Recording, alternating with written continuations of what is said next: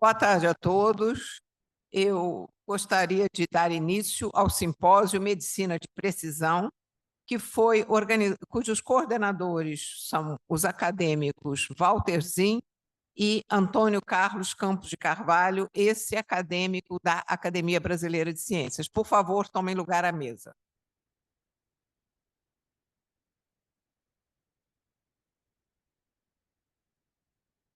Não, você volta no conflito.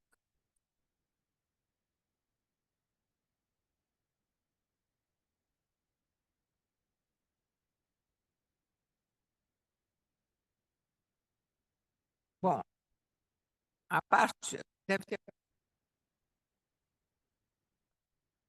A partir de agora, então, nós vamos passar os acadêmicos Walterzinho e Antônio Carlos Campos de Carvalho farão a chamada dos nossos palestrantes. Por favor.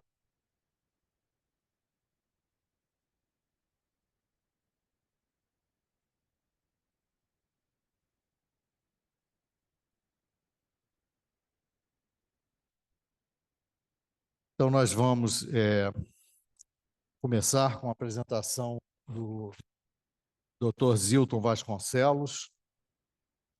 O Dr. Zilton Vasconcelos fez seu mestrado e doutorado pela Universidade Federal do Rio de Janeiro, na área de imunologia. Fez um pós-doutorado no Seattle Children's Hospital e no Centro de Fisiopatologia de Toulouse-Pourpin. Ele atualmente é pesquisador em saúde pública da Fundação Oswaldo Cruz e atua na área de imunologia com ênfase em imunologia celular e molecular, pesquisando nos seguintes temas: erros inatos da imunidade, infecções congênitas e medicina de precisão em doenças raras pediátricas. O Dr. Zilton vai nos falar sobre a Rede Nacional de Genômica em Erros Inatos da Imunidade, ampliando fronteiras no diagnóstico genético. Dr. Zilton, por favor. O senhor tem 20 minutos para a sua apresentação.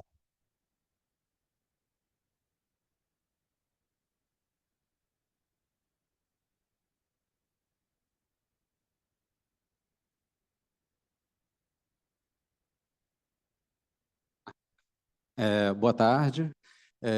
Primeiramente, muito obrigado pelo convite para participar desse workshop aqui de Medicina de Precisão. Agradeço à acadêmica Eliette, acadêmico Walter e o professor Antônio Carlos pelo convite. Meu nome é Zilton Vasconcelos, sou pesquisador em saúde pública pela Fiocruz, do Instituto Fernandes Figueira, e venho trabalhando numa iniciativa de Rede Nacional de Genômica de Erros Inatos da Imunidade, batizada de Renomiei. Isso iniciou com uma brincadeira que eu fiz com a rede da Renômica, da professora Adriana, que vai falar logo mais, mas no final das contas o nome que ficou para a nossa rede foi esse, e a intenção principal do trabalho é ampliar as fronteiras do diagnóstico genético desses pacientes que tanto precisam de melhoria de qualidade de vida. Do ponto de vista dos erros inatos da imunidade, só para entender o desafio do diagnóstico desses pacientes, o que a gente vem vendo na literatura é um aumento crescente desde 1950, quando se estabeleceu os primeiros diagnósticos da doença, por exemplo, a gama-globulinemia de Bruton, do número de genes que estão relacionados com a doença. Tá? Atualmente, a gente trabalha com cerca de 480 genes diferentes causando os erros inatos da imunidade e, como a gente pode ver, acomete diferentes áreas do sistema imunológico, como deficiências de complemento, deficiências de imunidade celular e humoral, tá? Doenças autoinflamatórias, entre outras. O que eu queria trazer também como conceito básico é que a gente trabalhava muito com o conceito de um gene para uma doença, mas o que a gente costuma ver atualmente é que o mesmo gene e alterações de ganho de função ou perda de função naquele mesmo gene podem trazer fenótipos completamente diferentes de doença. E, mais uma vez, e por outro lado, vários genes diferentes podem conferir um fenótipo clínico muito semelhante, como as imunodeficiências combinadas graves, onde a gente já tem cerca de 20 genes descritos, gerando uma deficiência importante de célula P, T, muitas vezes associadas também à deficiência de B e células NK. O transplante de medula óssea é bastante associado, ou é uma terapia bastante associada a essas doenças, porque você consegue repopular todo o sistema imunológico do indivíduo com a reposição de células-tronco. No entanto, na era de medicina de precisão, que a gente precisa identificar a lesão molecular específica desse paciente, para que a gente possa pensar numa terapia genética e uma modificação específica do gene que este paciente apresenta uma mutação patogênica. Obviamente, a utilização de imunos biológicos e reposicionamento de droga para vias moleculares específicas desses pacientes também é algo importante para a gente pensar no contexto da era da medicina de precisão. Nesse contexto, então, desde 2017, a gente vem trabalhando em rede, a gente criou inicialmente uma rede carioca de imunodeficiências primárias, onde a gente já trabalha com a realização de exoma como estratégia primária de diagnóstico desses pacientes. E a gente percebe que a eficiência diagnóstica utilizando essa estratégia chega em torno de 33% dos casos. Ou seja, a gente tem aí um espaço muito grande para melhoria nesse diagnóstico e que precisa ser estimulado do ponto de vista científico, visando a clínica. Tá? Então, desde essa época, a gente já trabalhava com reuniões multidisciplinares online, tá? Com apresentação de casos clínicos, discussão dos achados genéticos e funcionais e seleção desses casos para projetos científicos. Então, a nossa estratégia são reuniões online que ocorrem atualmente todas as quintas-feiras, de 8 às 9 da manhã, onde a gente tem a apresentação do caso clínico, já num formato bem definido no nosso grupo, e depois a apresentação dos achados laboratoriais que podem ser observados juntos com o clínico e discutido com biologistas moleculares, bioinformatas, uma equipe de fato diversa, com alta tecnologia, com outras ferramentas moleculares para que a gente possa definir o caso. Tá? Então, a gente teve a possibilidade de ampliar essa proposta dentro de um projeto que a gente chamou de Rede Nacional de Genômica de Resinácia da Imunidade, com apoio da Associação Brasileira de Alergia e Imunologia, e a gente congrega agora 17 serviços de alergia e imunologia vinculados em todo o Brasil. A gente, obviamente, tem uma intenção muito grande de pintar um pouquinho mais esse país aqui para trazer pessoas, de fato, de todos os estados brasileiros, mas esses são os centros agora que estão vinculados. Na rede, a gente vai ter inclusão do caso, com relatório eletrônico, já recebendo as informações clínicas. A gente vem trabalhando com a proposta de saliva, mas pensando em outros fluidos biológicos para a gente poder estar analisando a genética desses pacientes. A gente vai processar, criar um biobanco dessas amostras, a gente vai fazer sequenciamento de genoma completo como proposta original, e a gente, nas mutações ou nas alterações genéticas que não são classificadas como patogênica ou provavelmente patogênica, estaremos trabalhando com ensaios funcionais ex vivo e multiômica para que a gente possa tentar determinar e melhorar aquela perspectiva de aumento de diagnóstico dos pacientes. Bom, para trazer um pouco da complexidade dessa história toda que eu estou contando para vocês, quis trazer um exemplo de um caso clínico importante e desafiador que a gente recebeu na rede. Tá? Tudo começa com 3 irmãos encaminhados com diferentes idades, 23, 13 e 8 anos de idade, para investigação após linfoma de Hodgkin na irmã do meio. Todos os pacientes apresentavam quadro de verruga disseminada. Então, para a gente entender os comemorativos desses pacientes, eles tinham um quadro de verruga, eles tinham os aspectos de infecção recorrente importantes, desde cedo na idade. Fenômenos de autoimunidade também apareciam em 2 irmãos dessa família. Existiu o evento de linfoma e complicações de síndrome de ativação macrofágica na irmã do meio. Uma linfopenia importante nesses pacientes, tanto B quanto T, em todos os 3 irmãos. E hipogama-globulinemia com reposição de imunoglobulina venosa desde muito precocemente na vida.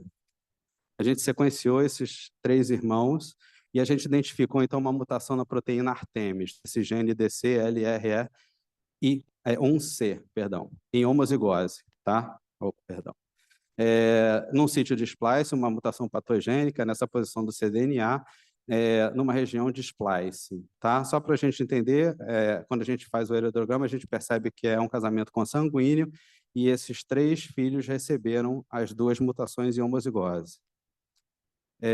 Curiosamente, essa mutação e esse gene está associado à doença, à imunodeficiência combinada grave, tá? Que é uma emergência médica, que eu mencionei já anteriormente, é uma doença extremamente grave. Existe um filme que retrata bem isso, não sei quantos de vocês tiveram oportunidade de assistir, a respeito da vida desse paciente, chamado David Vetter, que foi que viveu boa parte do tempo dele, até 12 anos, dentro de uma bolha para poder impedir infecções graves que esses pacientes desenvolvem, pela ausência completa de linfócito T. E como eu mencionei, esses casos, eles não tinham uma ausência completa de linfócito, eles têm uma linfopenia importante, mas não era ausência completa. Eles não morreram no primeiro ano de vida. A gente tem uma criança ali já de 23 anos, 24 anos de idade. Tá? A confirmação disso é por citometria, diagnóstico de genômica final e um diagnóstico precoce já proposto dentro do nosso Programa Brasileiro Nacional de Triagem Neonatal é a dosagem de TREC e CREC. Bom, explicando um pouquinho melhor o que isso significa, tá? Qual é a ideia, então, na imunologia da geração de repertório, né?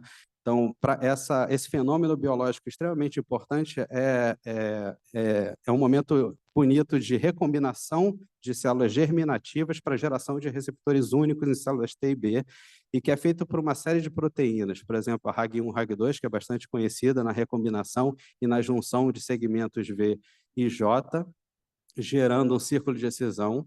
Esse círculo de excisão que normalmente é usado no triagem neonatal para TREC em célula T e CREC em célula B.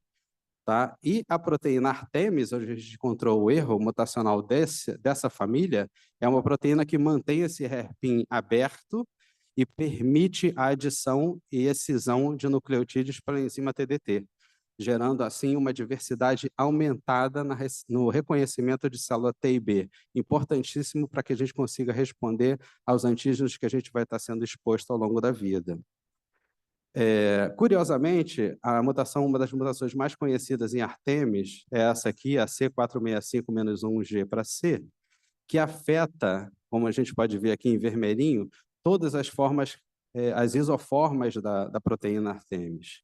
A mutação da gente, ela está posicionada um pouco antes, entre o exon 3 e 4, e curiosamente ela só afeta a isoforma canônica, a isoforma A.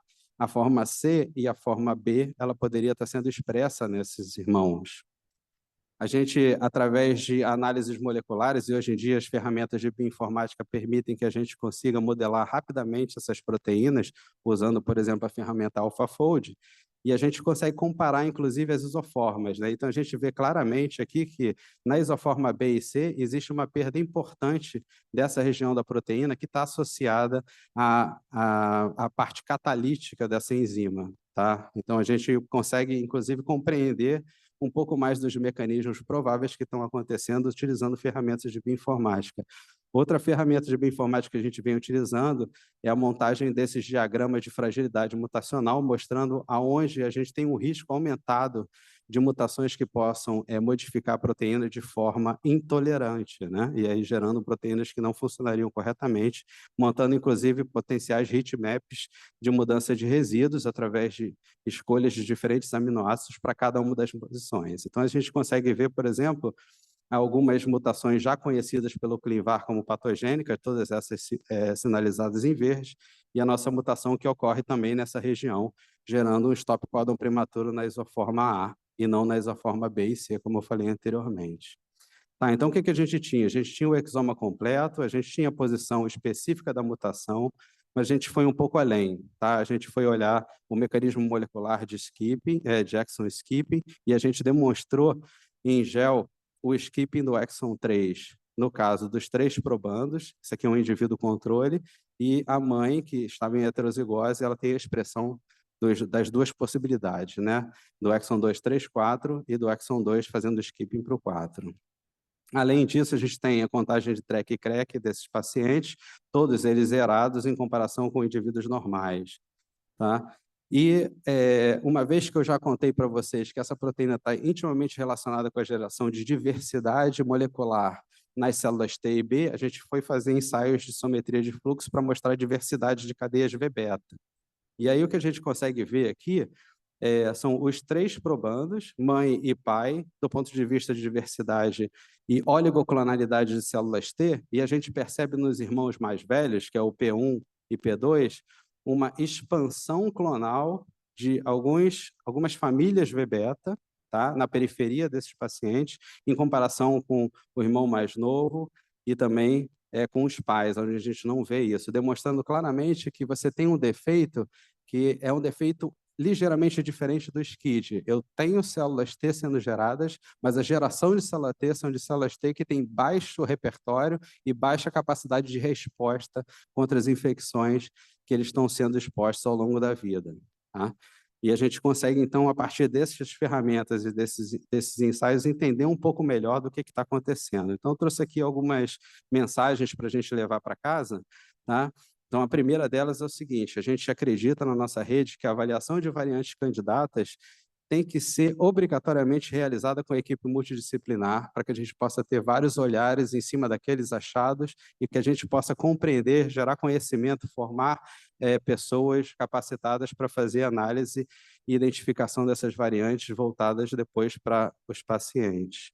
Ensaios em sílico, ensaios moleculares, funcionais, ômicas, são fundamentais em casos selecionados para que a gente possa, de fato, conseguir compreender o que está acontecendo nas vias moleculares e nas funções imunológicas desses pacientes. Tá? E eu posso garantir para os senhores que é uma exclusividade das instituições de pesquisa do SUS fazer esse tipo de trabalho. Tá? E a terceira questão é que aconselhamento genético e terapêutico dentro de casos desafiadores como esse são extremamente complexos. Tá? A gente teve contato com pesquisadores tanto nacionais como internacionais para discussão do caso do ponto de vista clínico-terapêutico, e até hoje a gente não tem uma decisão muito clara a respeito de qual é a melhor forma de tratar esses pacientes. A gente deve fazer suporte clínico, eles não são SCIDs, né? A gente deve fazer terapia gênica, já existem clinical trials no NIH para fazer terapia gênica para Artemis. A gente deve fazer transplante de célula tronco hematopoética, que normalmente é indicado para pacientes com essas doenças. A dúvida persiste e a gente continua discutindo com especialistas, tanto no Brasil como fora do Brasil, para tomar essas decisões. Aqui eu estou querendo mostrar para vocês um pouquinho da diversidade da nossa rede também. Então, brincando um pouco, existe a diversidade de repertório de linfócitos T e B, mas existe uma diversidade de pessoas trabalhando na nossa rede.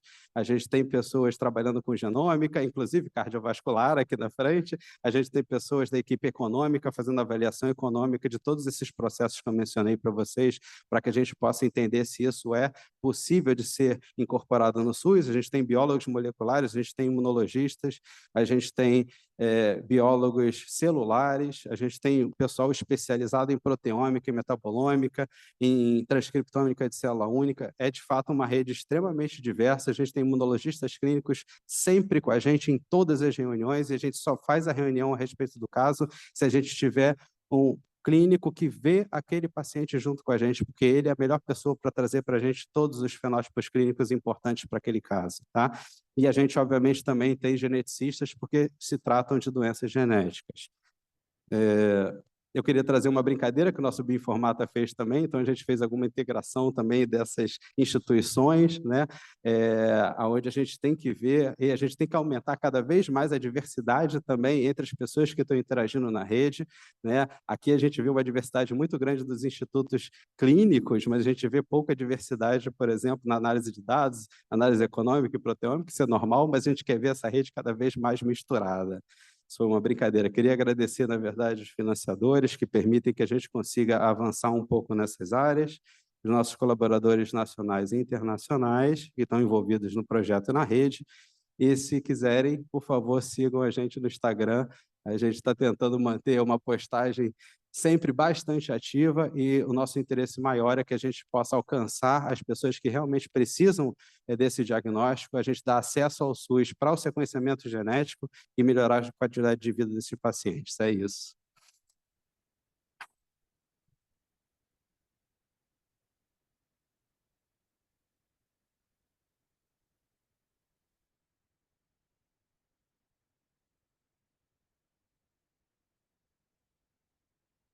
Boa tarde a todos. Antes de mais nada, eu queria aproveitar os 5 minutinhos, 3 minutinhos que sobraram, para agradecer a todos os convidados para serem palestrantes nesse simpósio. Agradecer também aos comentaristas que vêm a seguir, falando nos intervalos maiores, no final de cada módulo. Agradecer a excelentíssima presidente da Academia Nacional de Medicina por acolher a nossa proposta. Muito bem, então agora nós passamos, vou chamar, por favor, a professora Ekaterine Guduris, que é professora do Departamento de Pediatria da Faculdade de Medicina do UFRJ, médica do IPPMG, pediatria, né, da UFRJ, e é responsável lá pelo ambulatório de imunodeficiências. Além disso, a Ekaterine é diretora científica da Associação Brasileira de Imunodeficiências, de Alergia e Imunologia, secretária do Departamento Científico de Imunologia da Sociedade Brasileira de Pediatria. Participa de várias associações científicas na Europa, na Latinoamérica, pelo mundo afora. E muito me honra chamá-la, porque há muitos anos, não muitos anos, mas há alguns anos atrás, eu fui para a NIF da turma dela. Ekaterine, por favor, o seu título, então, que você nos passou, é Medicina de Precisão e os Defeitos Monogênicos do Sistema Imune. Bom, obrigada. Agradeço a professora Eliette, professor Omar, professor Antônio Carlos, e vocês vão me permitir só uma pequena pausa para a tietagem, porque realmente 50% da minha alegria de estar aqui hoje é de ver o Walter, que foi, como ele disse, paraninfo da minha turma. E a Andréia, a esposa dele, que foi minha caloura. Então, é bem interessante. Bom, gente, eu optei por fazer nessa apresentação a gente discutir um pouquinho mais sobre o que a gente está falando, então, a medicina de precisão e os defeitos monogênicos do sistema imune, ao fim, falar um pouco dos problemas que a gente enfrenta na incorporação desse tipo de medicina, desse tipo de paradigma, na abordagem desses pacientes, e no meio, muito brevemente, eu vou falar efetivamente do que a gente tem de técnica de medicina de precisão, dos métodos em relação aos erros inatos da imunidade. E eu acho que é importante vocês entenderem de onde eu estou falando. Eu sou clínica, eu sou pediatra, sou alergista e imunologista, e a minha grande expertise são os pacientes com erros inatos da imunidade. Então, a minha expertise é ensinar a atender, e pesquisa, para mim, em geral, é em colaboração. Eu não trabalho em bancada, nem nunca trabalhei em bancada, tenho horror de bancada.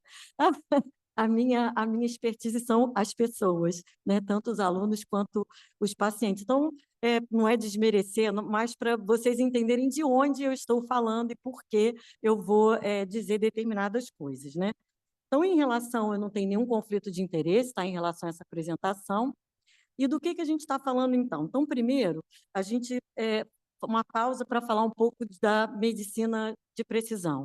Então, algumas pessoas misturam um pouco, né? Medicina personalizada, medicina individualizada, mas depois que se começou a sedimentar um pouco mais esse conceito do que é medicina de precisão, eu acho que ficou um pouco claro que existe uma diferença do que seria a medicina personalidade individualizada e o que seria a medicina de precisão. Então, a medicina personalidade individualizada, se a gente for pensar bem, é o que a gente faz desde sempre. A gente tenta tratar aquele indivíduo com aquela doença ou aquele risco daquela doença, tentando prevenir. E isso não deixa de ser uma abordagem individualizada daquele indivíduo, no conceito ampliado de saúde, bem-estar físico, mental, biopsicossocial, etc. No meio do caminho, a gente teve, no final da década de 60, início da década de 70 do século passado, começou a permear, a entrar dentro da área médica o conceito de evidências. Então, a gente teve um crescimento muito grande do que a gente hoje em dia conhece como medicina baseada em evidências. E toda a sua estrutura para se conseguir essas evidências e como lidar com essas evidências, inclusive, na nossa prática médica. E nessa medicina baseada em evidências, para que você pudesse produzir essas evidências, na verdade, a gente estava lidando com o que a gente pode chamar hoje em dia de paciente médio, e não com paciente individualizado. Então, isso foi um motivo de quebra, talvez, do que a gente vinha fazendo, do que sempre foi feito dentro da medicina, do meu ponto de vista, em relação à individualização do tratamento. Mas, a seguir, com o grande avanço da genética, claro, o grande avanço de muitas áreas da ciência, mas especificamente da genética, como o Zilton já mostrou, começou-se, então, a falar do que seria uma abordagem baseada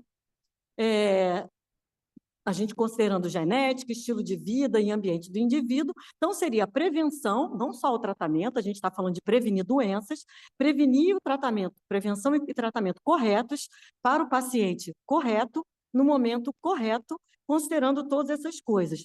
Mas, se a gente pensar bem, essa parte do prevenção e tratamento correto, do paciente correto, do momento correto, baseado no estilo de vida, meio ambiente, isso a gente já faz há muito tempo. A grande novidade nisso foi a gente considerar o sequenciamento individual, o sequenciamento genético individual daquela pessoa. Então, basicamente, o que a medicina de precisão foi considerado um novo paradigma, e isso é um motivo para a gente refletir, e 2 pontos eu acho que são cruciais dessa aplicabilidade para o clínico. Um ponto seria uma busca de biomarcadores, ou seja, de marcadores que mostrem, né, para a gente que processos biológicos estão mais em atividade naquele indivíduo, para que você possa fazer uma intervenção mais precisa daqueles processos biológicos. No caso, a gente vai estar falando de processos biológicos do sistema imune. E a farmacogenética, que seria o desenvolvimento, então, de medicamentos baseados no sequenciamento genético desse indivíduo. Então, esse seria o paradigma.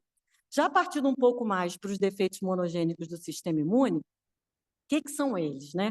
A gente chama, acho que a maior parte das pessoas conhece esse grupo de doenças como imunodeficiências primárias. E as imunodeficiências primárias, esse termo, ele começou a ser cunhado na década, no finalzinho, início da década de 70 do século passado. Essa foi a primeira publicação, mas tem essa mesma classificação num texto da Organização Mundial de Saúde. Então, os erros inatos da imunidade, que a gente chama hoje, as imunodeficiências primárias, eram essas doenças. Na verdade, era uma lista dessas doenças e não tinha nenhum tipo de classificação em cima delas. E, ao longo dos anos, baseado nessa lista, nesse grupo menor de pacientes, o que a gente tinha de medicina personalizada, então, eram o uso de antimicrobianos, então antifúngicos, antibióticos, a terapia de reposição de imunoglobulina, como o Zilton mencionou, o caso de a gama-globulinemia de 1952, que foi um pediatra das Forças Armadas Americanas que teve a ideia, diante de um paciente que ele identificou que não fabricava imunoglobulinas, ele teve a ideia de repor essas imunoglobulinas. Isso começou, então, nessa época. Os imunossupressores, dependendo do tipo de manifestação, e o transplante de células tronco-hematopoéticas, de células de cordão ou de medula óssea. Então, terapia de suporte, terapia celular. À medida que esse grupo de doenças foi crescendo cada vez mais, e a gente está falando hoje em dia de um grupo de praticamente 500 doenças, todas elas classificadas hoje em dia em 10 tabelas que a gente vai mostrar depois. Mas o que a gente viu? Se de início a gente falava basicamente de imunodeficiências primárias, no sentido de defeitos, de insuficiências da função ou insuficiência numérica do sistema imune, começaram a se descrever doenças que são mais caracterizadas por desregulação dessa função. Uma função a mais, uma função a menos, acometendo tanto a imunidade inata como a imunidade adaptativa. E aí, as infecções, que continuam sendo as manifestações mais frequentes desse grupo de doença, elas começaram a mostrar como outras manifestações acontecem: alergia, autoimunidade, autoinflamação, linfoproliferação e malignidade. Então, isso, hoje em dia, que é o cenário de manifestações clínicas desse grupo de doenças. E não são apenas manifestações que a gente lista. Então, tudo bem, infecção é muito mais comum, 60% das doenças se manifestam como infecções, mas quais são as implicações dessas outras manifestações? Se a gente prestar atenção única e exclusivamente nos quadros infecciosos, a gente vai perder 25% desses diagnósticos, porque 25%, um quarto desses pacientes, eles não se apresentam para os médicos com quadros infecciosos, nem graves, nem recorrentes, mas sim com essas outras manifestações: malignidade precoce, mais de uma malignidade, autoimunidade, febre sem motivo, que seria uma autoinflamação, e por aí vai. Então, não é só um detalhe, a gente está falando de doenças que são consideradas raras, mas isso não é só um detalhe. Então, das imunodeficiências primárias, começou-se a utilizar um termo que se chama doenças imunorregulatórias, imunodesregulatórias ou imunorregulatórias primárias, para, no final, se chegar ao termo que a gente tem usado hoje em dia, que são os erros inatos da imunidade. Importante salientar que essas doenças, a maioria delas, tem determinante genético conhecido, mas nem sempre elas são doenças hereditárias. Então, elas têm um determinante genético, mas a gente pode ter mutações de novo, mutações somáticas, que vão determinar esse tipo de manifestação, e eles não vão ser hereditários. Isso é um ponto importante. Aqui, então, existem essas 10 tabelas, né? O defeito combinado, o Zilton já mostrou casos, são defeitos de células T e de células B. O SCID, né, a imunodeficiência combinada grave, é o carro-chefe e várias causas genéticas para esses SCIDs. Os defeitos combinados que são associados a síndromes, por exemplo, a gente tem defeitos que têm plaquetopenia, eczema, infecções, então um grupo de sinais e sintomas, e por isso a gente chama de síndromes. Defeitos de anticorpos, que são os mais frequentes no mundo inteiro, em torno de 55% a 60% dos erros inatos da imunidade estão nessa tabela. Apesar de que 70% a 75% dos erros inatos da imunidade, eles cursam com defeitos na produção dos anticorpos, tá?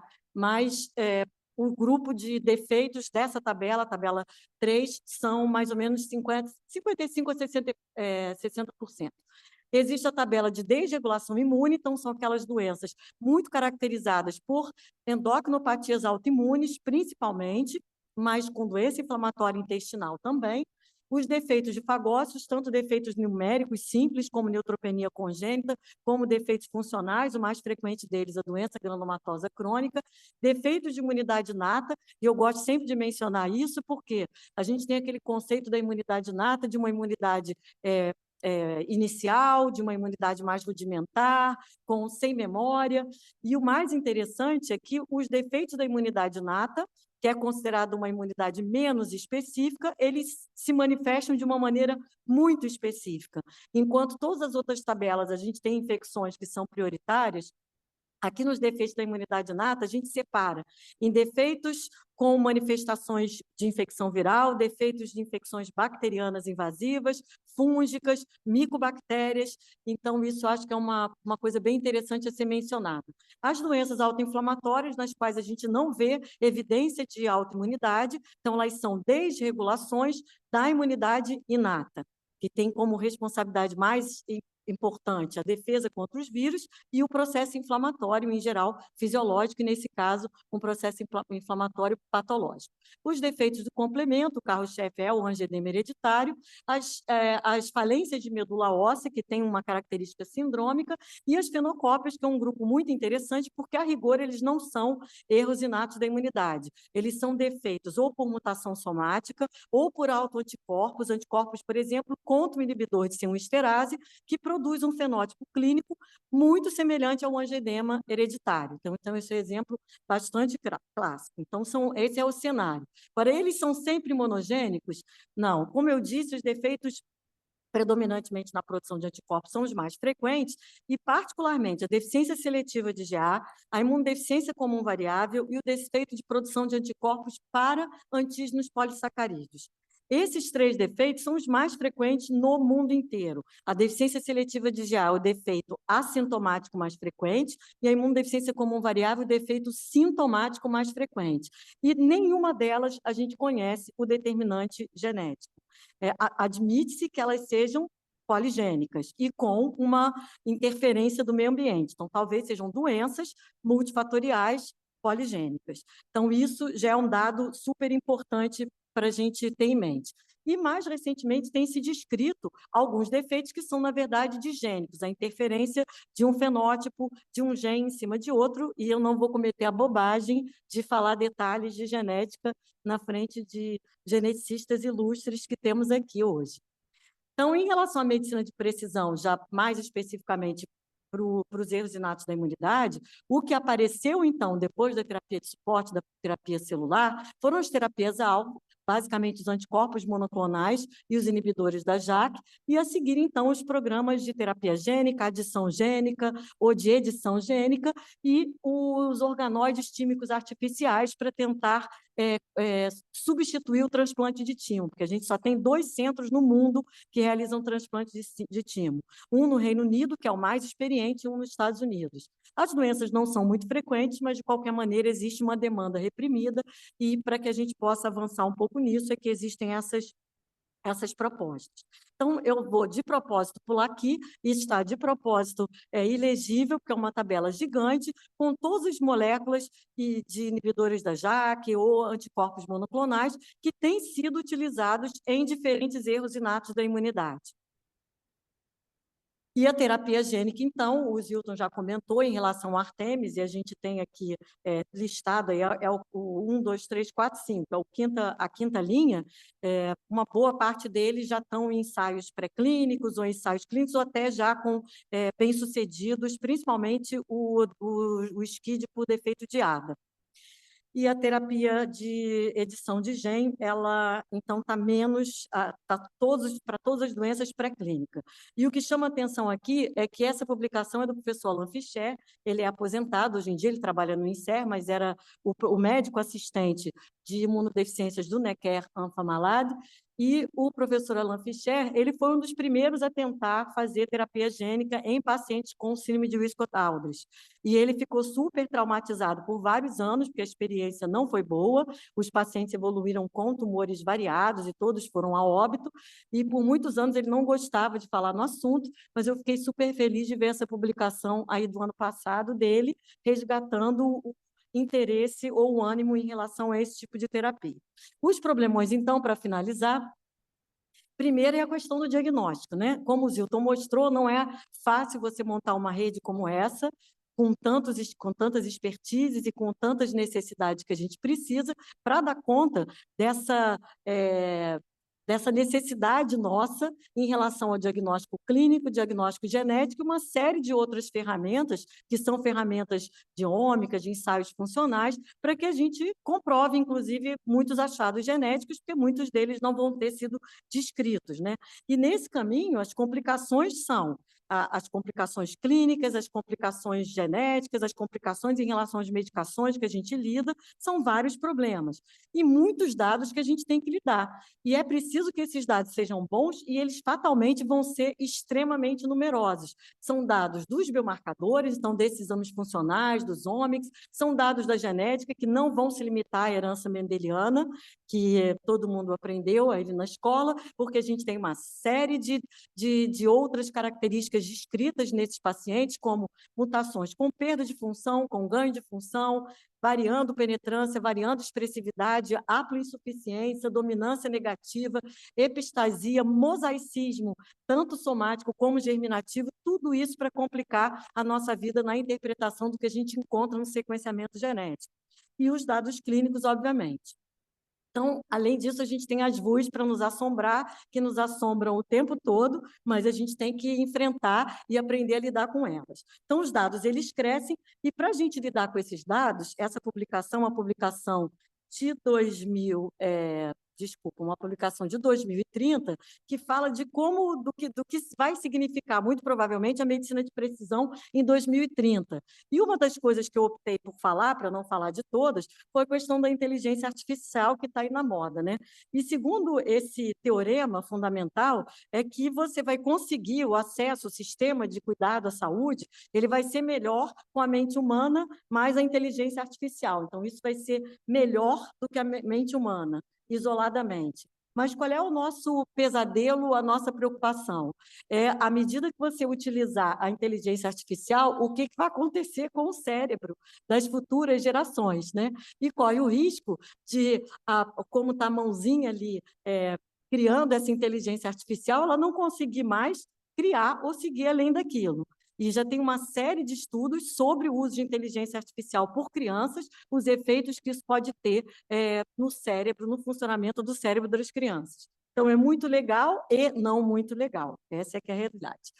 A outra coisa é escolher, né, o tratamento dos erros inatos da imunidade, isso é uma questão importante, principalmente se a gente escolher, e como isso o Zilton falou, a gente escolher focar apenas nos genes. O que a gente vai tratar? A gente vai tratar o indivíduo, ou o fenótipo, né, daquele indivíduo, ou o que rodeia esse indivíduo, ou a gente vai tratar os genes desse indivíduo? Isso é uma questão importante e um problema também. E a última coisa, então, para dizer, antes de encerrar, é a questão do uso dos medicamentos nas doenças raras, em doenças raras como os erros inatos da imunidade. A verdade é que a medicina baseada em evidências, ela não foi feita para doenças raras. A gente não consegue utilizar as técnicas da medicina baseada em evidência para as doenças raras. Elas são poucas, os pacientes são poucos, os pacientes não são iguais entre si, mesmo tendo a mesma doença e mesmo sendo da mesma família, e isso dificulta muito a obtenção de evidências no modelo da medicina baseada em evidências. E isso dificulta também que a gente incorpore essas medicações para essas doenças. Então, é extremamente relevante que a gente tenha políticas públicas de incorporação de procedimentos diagnósticos e terapêuticos para doenças raras que sejam diferentes da incorporação para as doenças mais comuns, como asma, por exemplo, uma pneumonia bacteriana, para a própria anemia falciforme e outras doenças. Então, para concluir, com reflexão sobre a medicina de precisão e os erros inatos, a gente precisa pensar, isso é realmente, aí são minhas reflexões, né? Isso realmente é um paradigma verdadeiramente inovador na nossa abordagem em saúde, em cuidado de saúde, ou isso é mais, ou apenas usa muito mais dados e dados de natureza diferente para a gente fazer as escolhas de prevenção e de tratamento? A outra coisa, essas estratégias atuais, elas vão ser uma solução definitiva? A gente sabe que a maior parte das doenças, eu tentei mostrar que até mesmo os erros inatos da imunidade, a maior parte delas são complexas, poligênicas e multifatoriais. A questão da medicina baseada em evidências de doenças raras e, por fim, a edição genética, se ela vai ser possível para todos os erros inatos. No mais, eu agradeço mais uma vez pelo convite e pela atenção.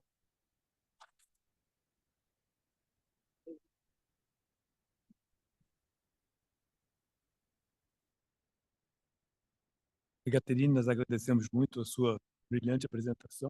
Obrigado. E vamos passar agora, então, para a doutora Daphne Horowitz, que é médica pediatra e geneticista, coordenadora clínica do Centro de Genética Médica e Serviço de Referência em Doenças Raras do Instituto Fernandes Figueira, da Fiocruz. Ela trabalha com aconselhamento genético, defeitos congênitos, diagnósticos pré-natais, novos tratamentos para doenças genéticas e políticas públicas de saúde relacionadas a doenças genéticas e raras. É membro do Departamento Científico de Genética da Sociedade Brasileira de Pediatria e da Câmara Técnica de Doenças Raras do Ministério da Saúde.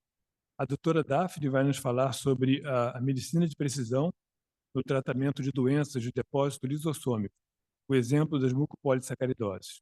Por favor, doutora Daphne Horowitz, a palavra é sua. Boa tarde, queria agradecer muito o convite, é uma honra estar aqui e uma honra maior ainda estar aqui com essa mesa, com os acadêmicos que estão presentes. A professora Eliette foi minha professora na faculdade, Omar, que vai comentar, meu colega de turma da faculdade, grande amigo, professor Antônio Carlos, doutor Walter, muito obrigada. Queria agradecer também aos palestrantes que vieram antes de mim, porque eles já introduziram muita coisa, e isso facilita bastante. A doutora Caterine falou sobre a medicina de precisão.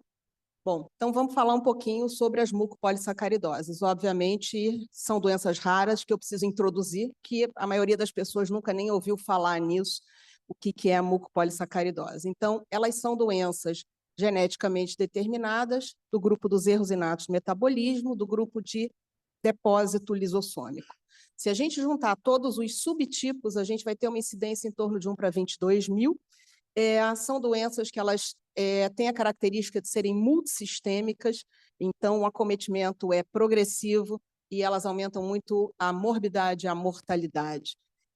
Existe uma situação também de demora no diagnóstico, que é muito significativa, porque o paciente tem hérnia, tem otite, tem infecção de repetição, então eles passam por uma verdadeira odisseia diagnóstica, às vezes levando anos para poder ter um diagnóstico. Os primeiros relatos já têm mais de 100 anos, 1917, professor Dr. Charles Hunter, no Canadá, ele relata um par de irmãos com feições grosseiras, com hérnia, com aumento do volume abdominal e com uma série de alterações ósseas. Na sequência, em 1919, a professora Hurler, na Alemanha, ela relata um quadro muito semelhante, mas em pacientes não aparentados. Em 1929, um uruguaio, um pediatra uruguaio, o Dr. Morchio, ele relata um outro tipo de mucopolissacaridose, e aí vai na sequência, até que em 1963 eles descobrem que existe um acúmulo, e eles detectam esse depósito, essa excreção de mucopolissacarídeos na urina. Então, basicamente, o que a gente sabe das mucopolissacaridoses? Existe uma alteração genética no DNA e que, por conta dessa alteração, a gente vai ter um acúmulo de substrato, que é essa substância mucopolissacarídeo, e a gente, por isso, chama-se doença de depósito, por conta dessa proteína anormal. Falta uma enzima, acumula um metabólito, e é o metabólito que leva a essa lesão celular. A doença é uma doença lisossômica. O que significa? O lisossomo é como se fosse uma usina de reciclagem da célula, e a partir do momento que falta uma enzima, ela não consegue digerir certas substâncias, e isso vai acumulando. A gente vai definir, isso é muito importante quando a gente fala em terapia de precisão.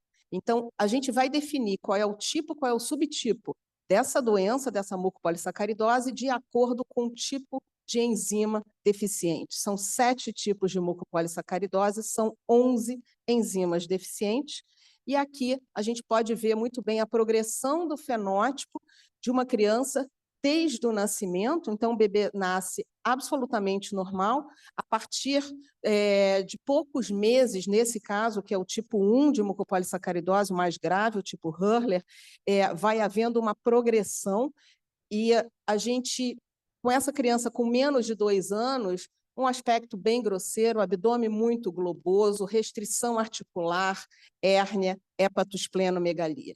Então, são doenças multissistêmicas, acúmulo de substância em todos os órgãos e sistemas do organismo, e essa apresentação clínica pode variar bastante entre os pacientes e até dentro das próprias famílias.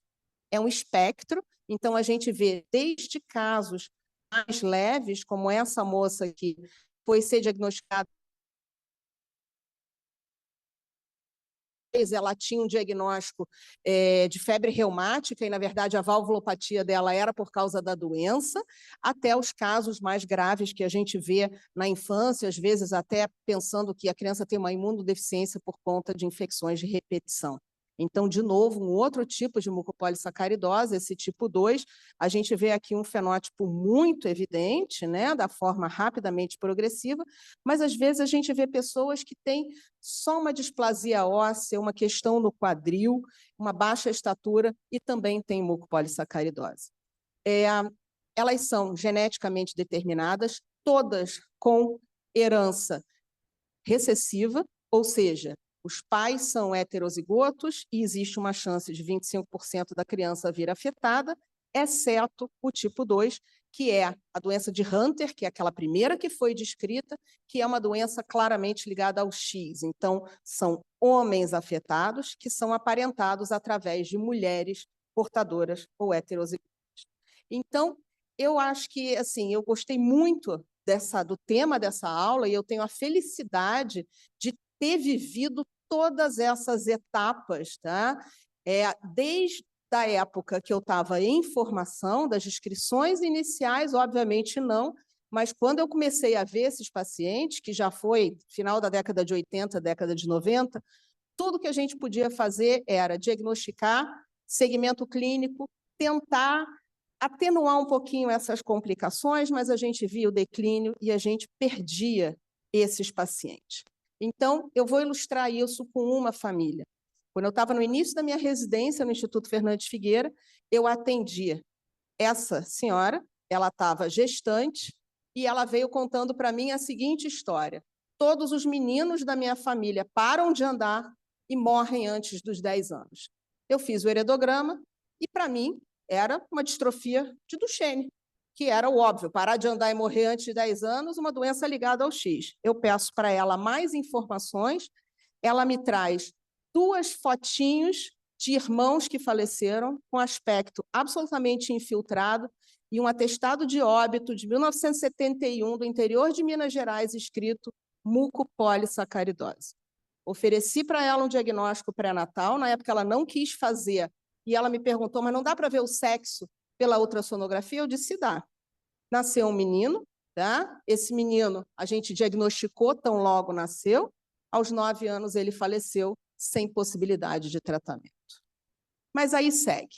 Então, na década de 2000, a gente passa a ter alguma esperança com um tratamento específico, tá? Que é a terapia de reposição enzimática. Então, vou mostrar um exemplo que, assim, foi até para o lado de Caterine. É uma menina de 2 anos que chegou para a gente, os pais primos em primeiro grau. Tem consanguinidade, tem que pensar que é alguma coisa genética, até que se prove o contrário. Ela tinha infecções de repetição a partir dos 4 meses de vida, coriza, suspeita de alergia, chegou a ser investigada para imunodeficiência, foi descartada imunodeficiência, e aí entram as outras coisas. Hérnia inguinal operada com 1 ano e 5 meses, começou a estagnar na curva de crescimento e restrição articular, mãozinha em garra, e no raio-x um atraso de idade óssea, encontro das epífises, que é um sinal de desostose multiplex, restrição articular, aqui a gente vê muito bem a evolução desse fenótipo, aqui ela tem um alargamento já de costela, ela tem a restrição para levantar os ombros, a mãozinha em garra, essa flexão mantida dos joelhos, a alteração no ecocardiograma, alteração na polissonografia, uma criança tão pequena, já alteração na ressonância com estenose do canal, da transição crânio-cervical, e foi diagnosticada com mucopolissacaridose do tipo 6. Naquele momento, a gente estava começando a poder tratar os pacientes. Então, como é que a gente trata? Para eu poder tratar uma doença metabólica, eu tenho que conhecer o defeito metabólico, defeito genético, e eu tenho que ter uma estratégia para chegar nos órgãos-alvo. Então, eu tenho alguns tratamentos que podem ser específicos para isso. Quais são os tratamentos específicos? Se eu reponho a proteína, é a reposição enzimática. Não adianta eu jogar a enzima no sangue, porque ela tem que entrar dentro da célula. Então, foram muitos anos para conseguir jogar essa enzima para dentro da célula, são os receptores de mannose que jogam a enzima para dentro da célula. E a modificação do fenótipo somático, que eu vou falar um pouco mais adiante. Então, na terapia de reposição enzimática, a gente vê aí a via metabólica e a enzima vai ser doença específica.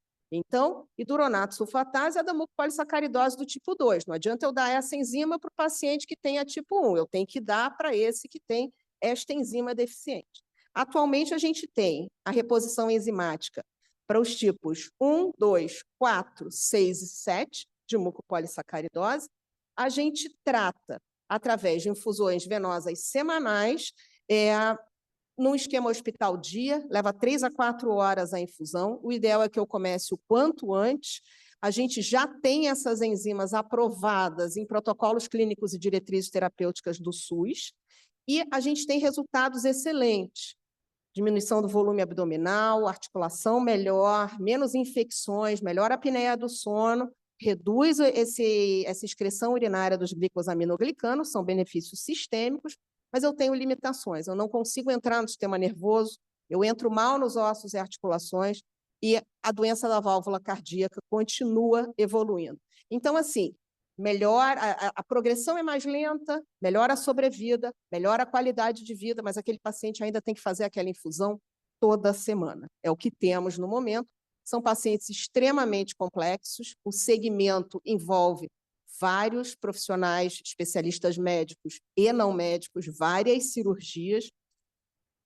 E aqui, aquela mesma menininha, tá, que começou a tratar com 2 anos, ela hoje é uma moça, está fazendo faculdade de Direito, está super bem. Agora, ela teve que operar síndrome do túnel do carpo, síndrome do túnel do tarso, descompressão medular, válvula para hidrocefalia, transplante de córnea e por aí vai. Então, assim, dá muito trabalho, mas continua muito bem na terapia de reposição enzimática. Aí a gente tem a outra questão. E os pacientes que têm acometimento do sistema nervoso central? Então, a gente tem alguns tipos de mucopolissacaridose que vão ter forma neurológica. Então, esse é um menino daquela família, tá? Que eu vi aqui pela primeira vez. Então, ele tinha pouco menos de 2 anos, uma hérnia gigantesca ígneo-escrotal, uma macrocefalia, já de uma família conhecida, confirmado o diagnóstico de mucopolissacaridose, começou a tratar com a enzima bem cedo. Aos 9 anos, deterioração neurológica grave. Aos 11 anos, tráqueo, gastrostomia, morreu aos 12 anos. E aí segue a história daquela família. Então, esse é esse menininho, tá? Ele é sobrinho daquele que faleceu, e um outro primo que a gente também tratou e que, infelizmente, também evoluiu para óbito. Aí a grande questão, como é que eu ultrapasso essa barreira hematoencefálica? Porque só quando eu ultrapassar é que eu conseguiria tratar essas formas neurológicas. Então, o tratamento específico, a gente tem o genérico e a gente tem o específico. Então, transplante de célula-tronco hematopoética, racional excelente. Você tem a fonte de células que vai manter aquele nível de enzima, doando para as células deficientes aquela enzima que funciona normalmente do doador. Geralmente, doador não aparentado, tanto medula quanto célula-tronco de cordão umbilical. Começaram a fazer isso em 1981. Os protocolos de transplante eram muito complicados, muito tóxicos, os pacientes entravam de uma forma muito grave, muitos não sobreviviam, mas foi o primeiro tratamento com algum grau de sucesso.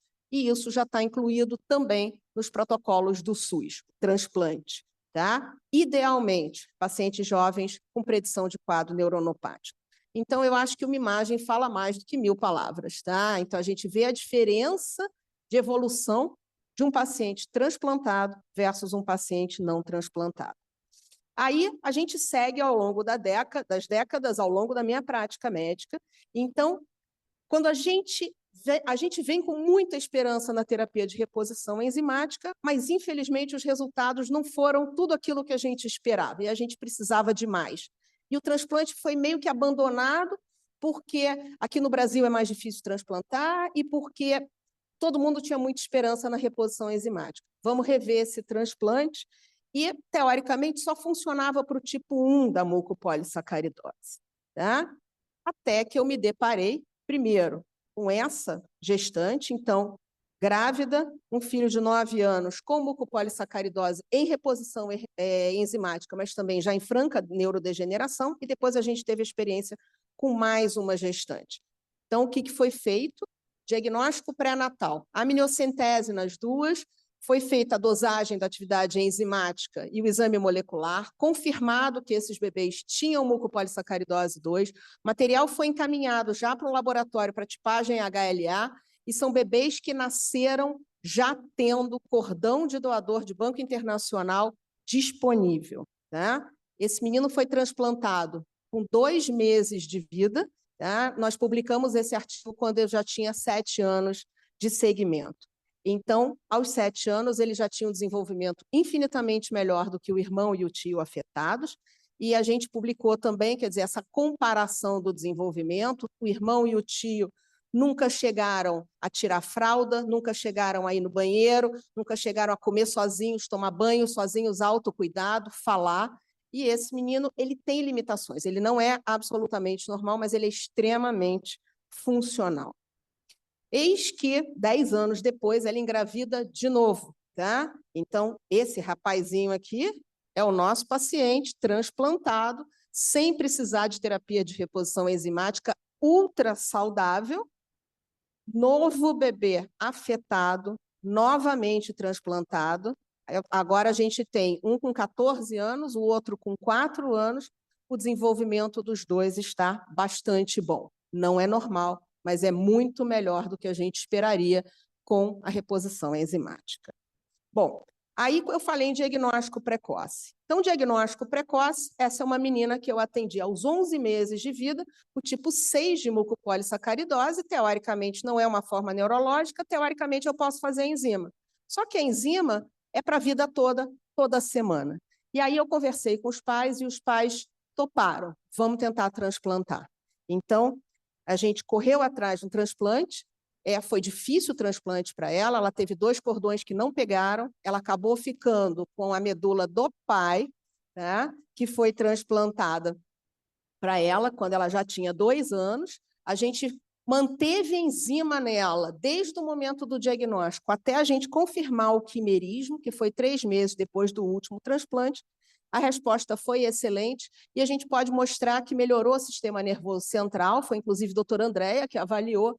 Ela não tem mais opacificação de córnea, ela tinha, e isso foi revertido.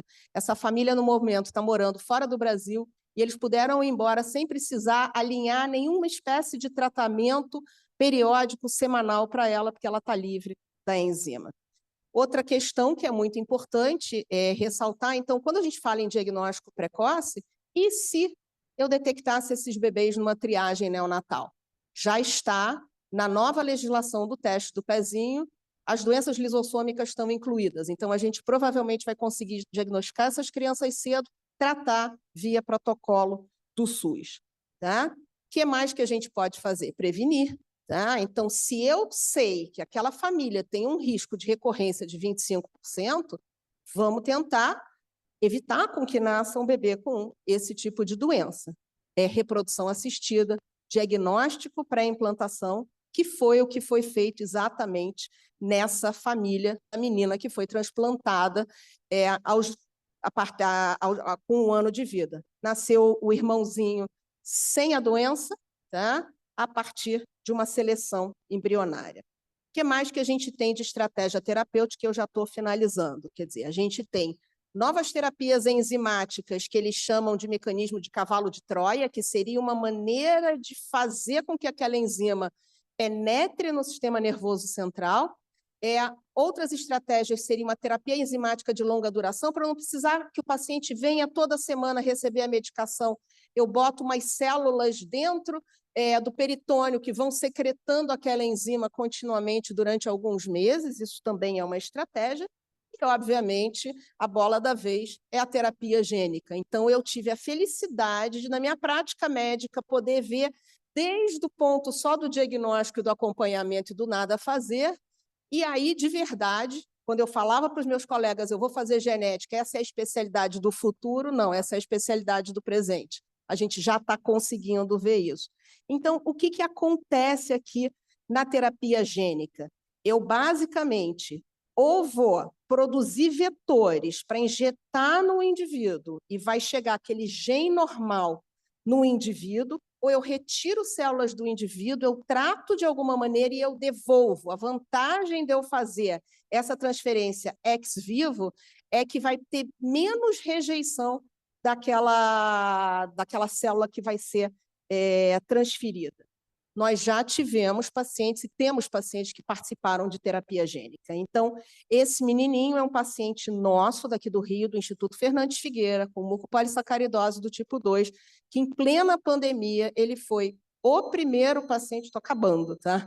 Foi o primeiro paciente a receber a terapia gênica através de um protocolo experimental lá em Porto Alegre com a equipe do professor Juliane. E eu volto para aquela minha família. O que aconteceu? 2023, nasce mais um menino com mucopolissacaridose. Então, eu entro nessa possibilidade de eu ter combinações de terapias, melhor eficácia e a terapia gênica. Então, olha o que a gente tem para esse menino que nasceu em 2023. Eu posso oferecer a reposição enzimática normal via protocolo clínico e diretrizes terapêuticas, mas é uma enzima que não atravessa a barreira. Eu tenho protocolo experimental de enzima que já atravessa a barreira hematoencefálica. Eu posso fazer o transplante de células-tronco hematopoéticas ou a terapia gênica. Então, essa família veio ao encontro do professor Juliane, nós estávamos num evento aqui no Rio, conversaram e optaram pela terapia gênica. E, por sorte, o protocolo estava aberto, era o protocolo com a maior dose de vetor, e esse foi o paciente mais jovem a ter recebido terapia gênica no mundo. Tá? Então, o protocolo tinha que começar com 4 meses, nós ficamos esperando ele completar 4 meses para poder ser submetido à terapia gênica. Foi feito guiado com o neurocirurgião, com o radiologista, foi infundida, quer dizer, a terapia gênica é isso daqui, é esse frasquinho, tá? E está aqui o menino. Ele foi avaliado pela última vez com 1 ano e 1 mês. Ele tem a atividade normal dessa enzima no plasma, avaliado pelo nosso serviço de neurologia, desenvolvimento absolutamente normal dentro do esperado para a idade. É óbvio que eu tenho que esperar ele chegar na idade escolar, mas assim, eu posso dizer que a gente está muito otimista, né?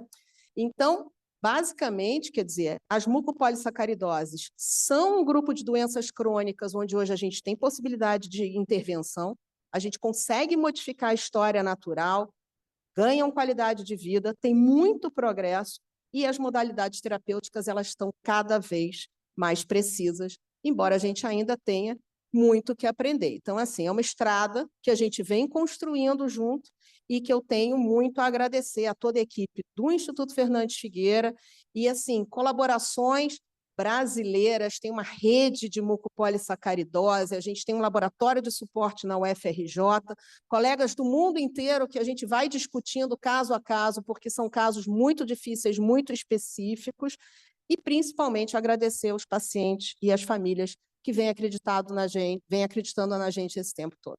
Obrigada.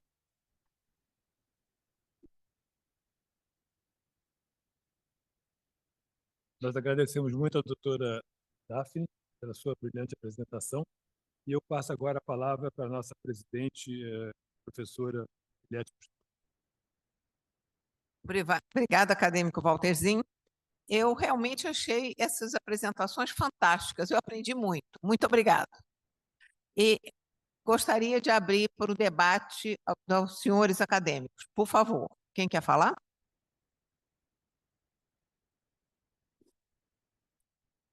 Acadêmico Daniel Tabaque. Senhora presidente, senhores acadêmicos, convidados.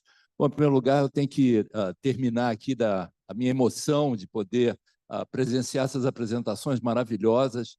Em primeiro lugar, parabenizar, principalmente pelo contato prévio, o Dr. Zilton, que, na verdade, eu tive a oportunidade de trabalhar com ele nos seus primórdios e realmente me emociona muito poder estar aqui presente e poder testemunhar a evolução dessa rede. Realmente, parabéns.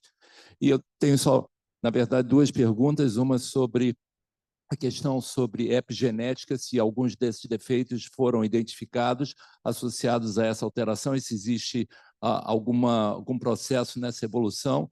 E para a doutora Daphne, aquele paciente que foi o segundo transplantado, o irmão transplantado, se foi cogitada a possibilidade de fazer o transplante do primeiro paciente transplantado, se aquela medula óssea de alguma maneira foi estudada. Mas, mais uma vez, parabéns e obrigado pelos ensinamentos.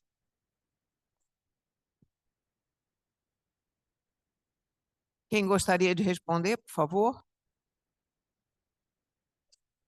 Doutora Daphne, doutor Zilton, não? Por favor.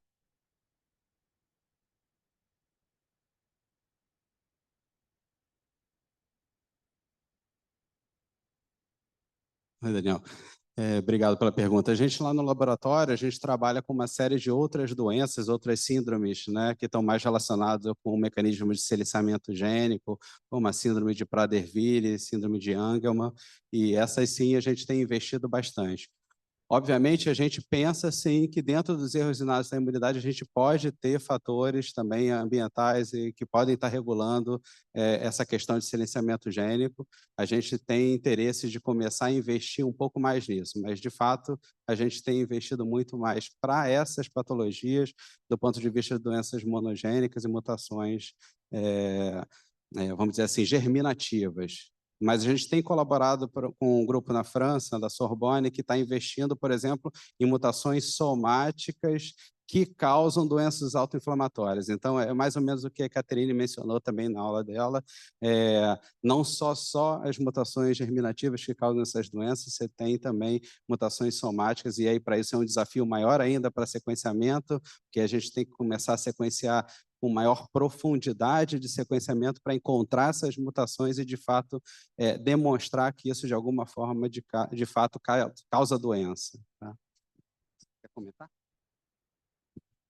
Estudo eu não conheço, sabe, sobre epigenética, mas se a gente for pensar na imunodeficiência como um variável, que é a doença mais frequente, sintomática mais frequente, a gente não conhece a determinação genética dela. E tem uma característica que ela aparece na primeira década de vida ou na terceira década de vida. E se você imaginar que talvez tenha uma fundamentação genética, mas que ela seja poligênica, é bem possível que a gente tenha fenômenos de epigenética nessa codificação genética, porque os pacientes começam a apresentar o quadro, às vezes, sem uma infecção antes, etc. Mas eu desconheço estudos que demonstrem efetivamente essa interferência.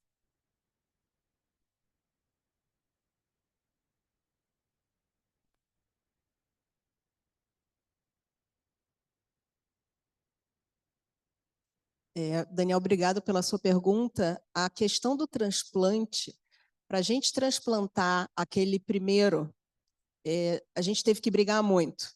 Todo mundo dizia que não ia funcionar, porque a literatura dizia que o transplante na mucopolissacaridose 2 não funcionava.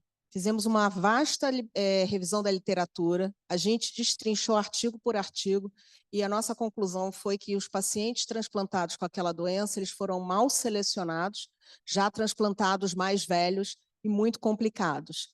Então, a gente optou por fazer o transplante naquele primeiro que está com 14 anos agora. E eu acho que foi bem acertado, porque é outra vida que esse menino tem, mas não foi fácil. Depois, quando nasceu o irmão, a gente já tinha protocolo de terapia gênica aberta, mas a gente tinha uma vaga e a gente tinha o tempo correndo, a mãe angustiada querendo transplantar, e eu não conseguia a garantia que eu ia conseguir para ele. Ele estava concorrendo com vários outros pacientes do mundo e surgiu um sangue de cordão compatível. A mãe foi e transplantou. E para o da terapia gênica, a gente fez as duas coisas também. Eu acionei o Redome e a gente tentou a terapia gênica e a gente estava dos dois lados, mas essa mãe com muito medo de complicação, muito medo de mortalidade, e ela foi chamada para a terapia gênica e foi, eu acho que, muito melhor do que o primeiro da terapia gênica, porque a gente teve 3 coortes e eles foram aumentando a quantidade de vetor. Então, esse paciente recebeu essa dose mais alta do vetor e depois que ele já tinha sido convocado para a terapia gênica, eu recebi uma resposta de São Paulo, que estavam procurando um cordão para ele, que eles não encontraram cordão compatível. Então, na verdade, assim, a gente vai fazer o que é possível. Voltamos à bancada acadêmica. Por favor, Dani. Um instantinho. Acadêmico Gerson Magalhães, depois a gente volta ao acadêmico Daniel Tabak. Senhora presidente, demais membros da mesa, convidados, meus colegas da academia. Eu tenho quando nós nos formamos, nos anos 60, nós falávamos em doenças do pulmão, doenças do rim, doenças do cérebro. Mas, à medida que os anos passaram, nós olhamos para a célula. E, hoje em dia, nós temos as doenças, nós focalizamos as células.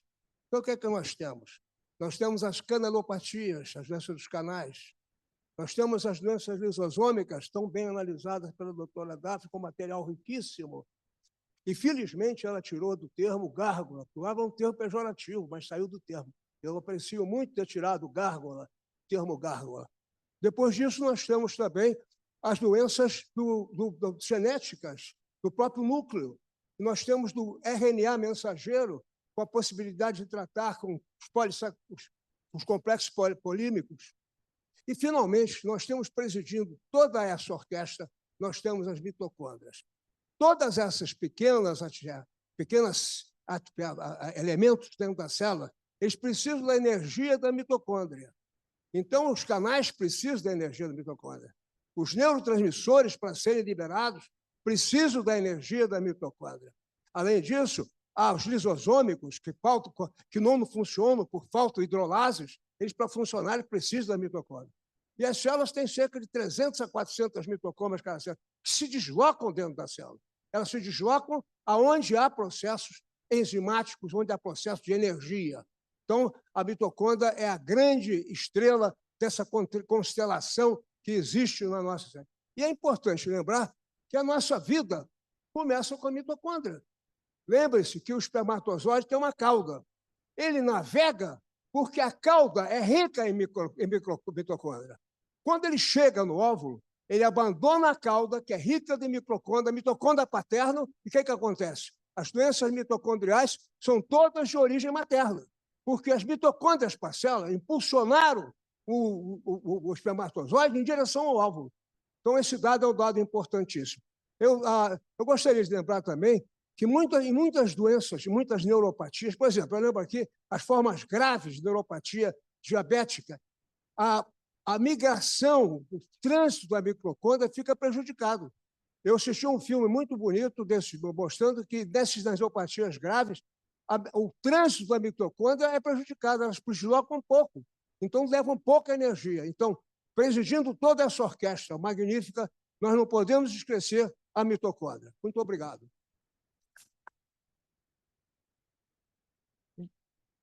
Genilson, por favor, o microfone para o acadêmico Daniel Tabaque, por favor. Então, só mais uma pergunta para a doutora Daphne. Em relação à terapia viral, eu vi que o modelo de inserção é um modelo com adenovírus. Existe nesse processo de evolução, a gente teve o processo em 2003 com os SCIDs e o início dos primeiros de inscrição dos primeiros linfomas T. Como é que foi essa evolução em relação às mucopolissacaridoses e a preocupação em relação à inserção viral inadequada? Obrigado.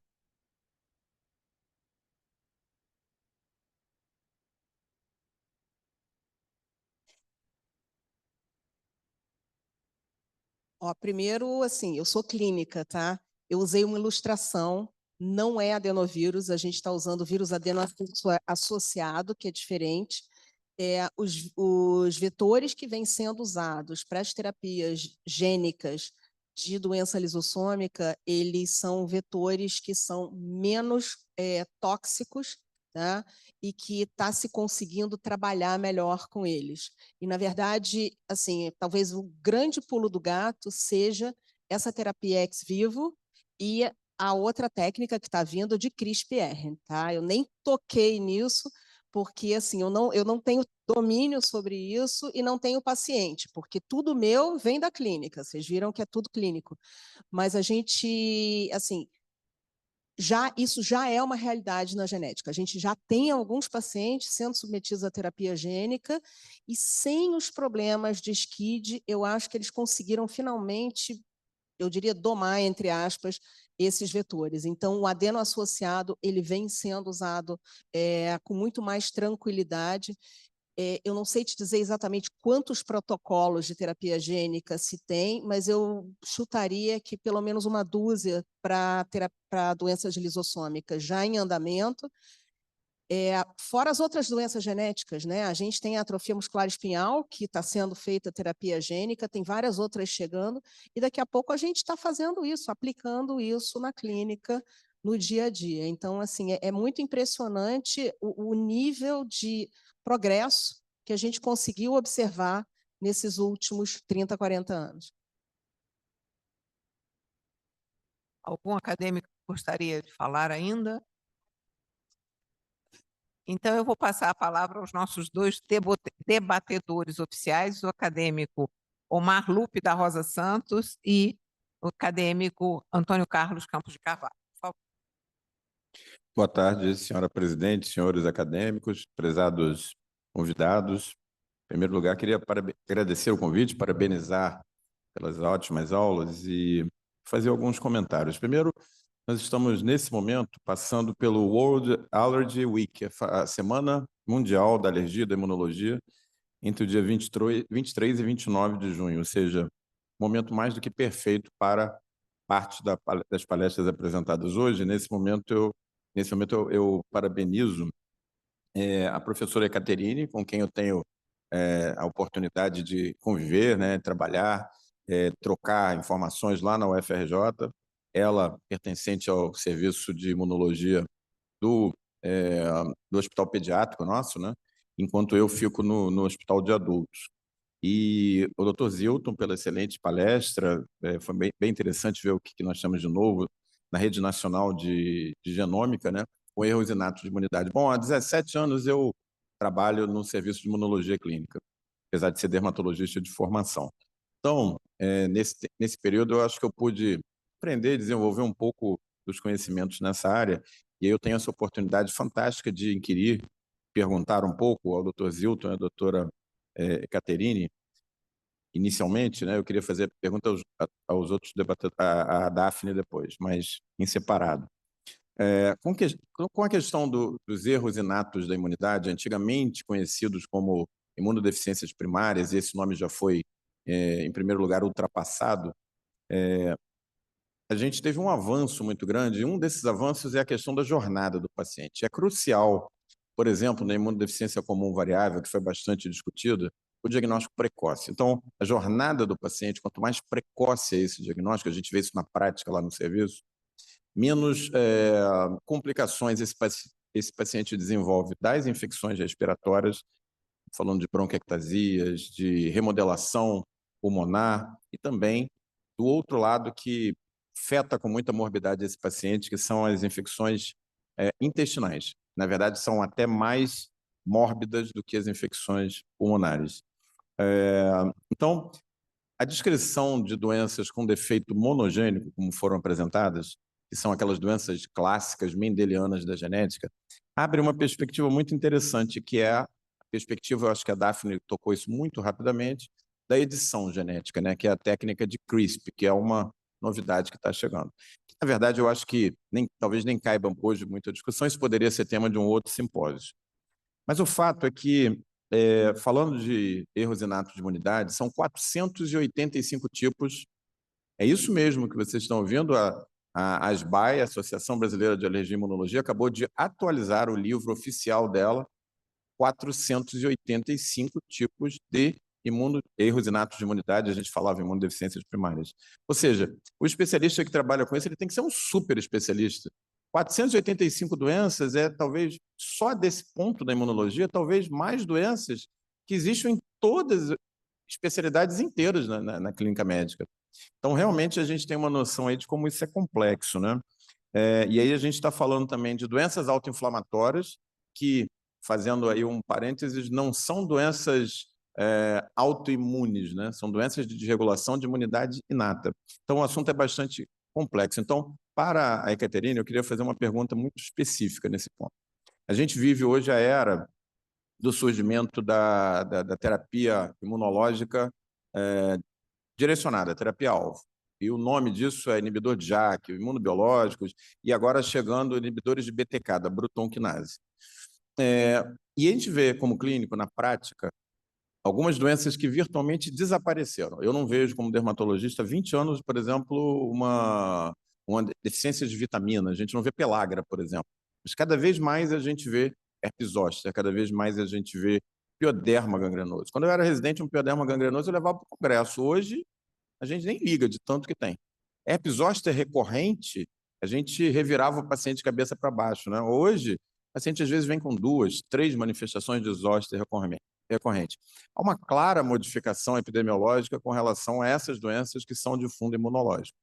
Então, a minha pergunta para você é: como fica essa situação com a nossa população, número 1, envelhecendo, número 2, tendo um acesso a modificadores de resposta imune, como inibidores de BTK, inibidores de JAK? Como a gente vai se preparar para essa nova medicina? Porque está havendo uma mudança epidemiológica muito radical e eu não vejo a maioria dos clínicos, eu falo da minha especialidade, apropriadamente preparados para indicar vacinação no paciente adulto, orientação desse paciente de uma maneira apropriada. As pessoas ainda acreditam, dentro da medicina, que vacina é uma coisa de criança, né? E aí, com a prescrição dessas drogas, que são de prescrição simples, né? Não é como um imunobiológico, você tem que preparar laudo, né? Você simplesmente faz uma prescrição como se fosse um corticoide. Isso está sendo feito para tudo. Inibidor de JAK, BTK. Onde que a gente vai chegar? Como que você enxerga como imunologista que a gente precisa atuar dentro da medicina, dentro da Academia Nacional de Medicina ou dentro da ASBA, enfim, para que isso seja uma coisa que a gente possa realmente ter sob controle e que não lese a população? A minha segunda pergunta, eu queria comentar sobre a aula da Daphne. Daphne, como ela já adiantou, nós fomos colegas de turma, sempre foi uma médica brilhante, já era na época de faculdade. Professor Eliette, nós fomos seus alunos, turma UERJ, 1990, com muito orgulho. Daphne e eu fomos colegas de turma, formados no mesmo ano, na mesma turma, e cultivamos essa amizade esses anos todos, né? Ela sempre foi assim. A professora Eliette estava aqui elogiando para mim a aula dela, sempre foi muito veemente na forma de apresentar, já era nos seminários da época de faculdade. Parabéns pela aula. E eu, assim, achei fantástico. Eu não tenho absolutamente grandes conhecimentos sobre mucopolissacaridose, mas muitos têm manifestações cutâneas, né? É o nome antigo que se dava para mucopolissacaridose no tipo 1, Hurley, era o famoso gargolismo, né? Era assim que a gente falava antigamente. Então, minha pergunta para você, além de te dar os parabéns, é a seguinte. Uma das coisas mais frustrantes que a gente tinha na dermatologia eram as tais das doenças de depósito, porque esse era um grupo heterogêneo que juntava mucinose, lipoidoproteinose, aí vinha amiloidose, vinha as mucopolissacaridose. E aí a gente viu um avanço gigante nesse grupo, que na verdade era muito complicado de você abordar, porque a gente conhecia, descrevia, mas você não conseguia tratar, era tudo assim, doença de depósito. Então, se está depositado, você não tem o que fazer e acabou. E aí a gente viu uma revolução em várias dessas doenças. Por exemplo, a amiloidose hoje, com o que a gente aprendeu de prion, né, a gente aborda de uma outra maneira. Quando a gente vai para a mucopolissacaridose, você mostrou muitas opções aqui, reposição enzimática, transplante de medula óssea, mas eu senti falta de uma abordagem das várias que você teve a felicidade aqui de nos trazer com tanto brilho. A questão do RNA de interferência, porque isso já é uma realidade com produtos comerciais lançados para pelo menos 2 doenças de depósito, que são algumas formas de porfiria, particularmente porfiria aguda intermitente, e a doença de Corino de Andrade, doença dos pezinhos, que é uma forma de amiloidose geneticamente determinada.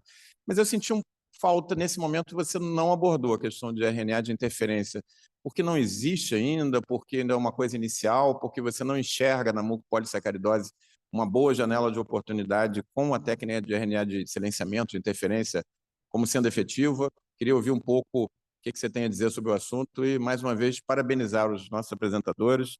Foi fantástico, é muito bom quando a gente sai de casa e vem para cá para aprender tanto numa sessão. Muito obrigado.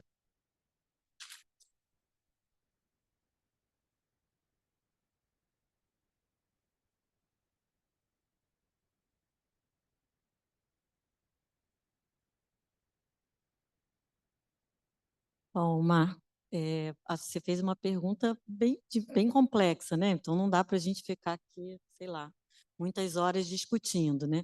A verdade é que tem uma diferença assim grande entre os imunobiológicos, que são chamadas moléculas-alvo, é uma terapia-alvo muito mais alvo do que os inibidores da JAK, né? E eu já vi com muita preocupação um colega em um evento da SBAI, como você mencionou, dizendo que os inibidores da JAK eram os novos corticoides sem os efeitos colaterais. Eu entrei em pânico, porque todos nós conhecemos o corticoide, né, as vantagens e as dificuldades, e os inibidores da JAK a gente mal está conhecendo. Eles têm uma especificidade um pouco maior, sem dúvida, do que os corticosteroides, mas eles não são tão terapias-alvo, nem tão específicos quanto os imunobiológicos. Então, a gente tem que ver com muito receio, sim, porque uma grande preocupação em relação a eles são as infecções herpéticas, como você falou, que é o que a gente mais vê em relação aos inibidores da JAK. E, ao contrário dos imunobiológicos, a gente vê que a gente praticamente não vê infecção. Inclusive o dupilumab, que você tem experiência, que eu sei por conta da dermatite atópica, acabou de sair uma publicação dizendo que, inclusive, as vacinas de vírus vivos podem ser utilizadas com bastante segurança. Então, são medicações, a princípio, mais seguras. E os inibidores da JAK, a gente tem que ter um certo receio.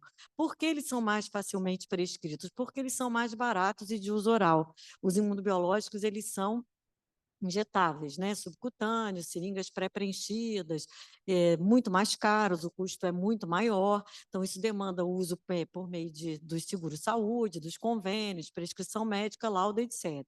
E os inibidores da JAK são medicações caras, mas você compra um inibidor da JAK, uma caixa da menor dosagem, por exemplo, um dos que a gente usa para dermatite atópica, por R$ 1.800.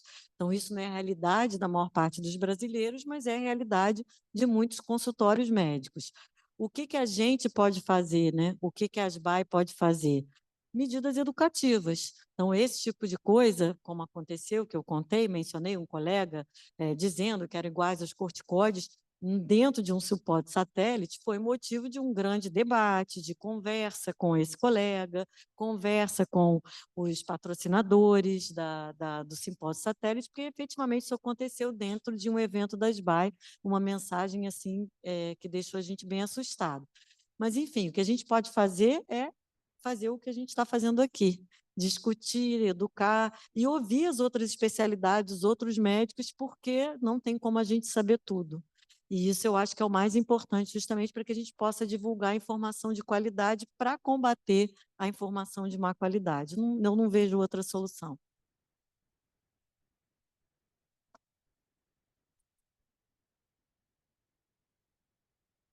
Bom, Omar realmente resolveu sentar, correr atrás, estudar algumas coisas de depósito.